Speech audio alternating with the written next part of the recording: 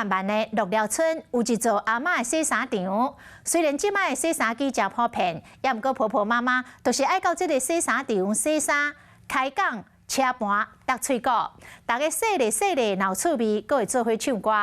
这40年来，这已经变做当地客家妇女真重要的聚会场所。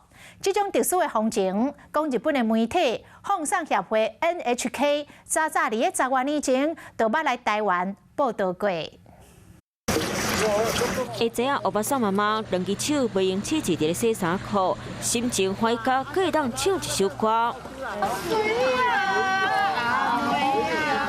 这毋是小水池，嘛毋是 KTV， 是在地阿嬷的洗衫场。为什么要在这边洗？这边比较好玩，可以聊天吗？也是原因之一啦。可以聊天了啊！对，聊八卦，喝咖啡啊，聊是非啊，这是屏东万万乡鹿寮村公共洗衫场，在地客家妇女拢会来这开讲卫生。洗衫场有设洗衫房，方便互大家伫咧这暖衫裤。查某人伫咧这开讲泡豆、搭喙鼓，洗若是衫，个人精味。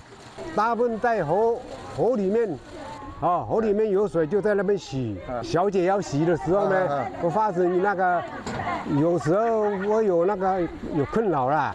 当初公共洗衫场设立目的是为着要保护妇女，这一个设嘛过40栋，因为特殊的客家风景，让真侪游客来这参观。这早期是用温泉水伫洗衫，尾仔因为水源欠缺无稳定，村民就做伙开钱来买抽水毛达，希望将这个特殊的洗衫传统继续会传落去。嗨，我是庄宇杰，想要看到更多的新闻内容吗？赶快订阅华视新闻的 YouTube 频道，并且开启小铃铛，跟着宇杰一起看新闻吧。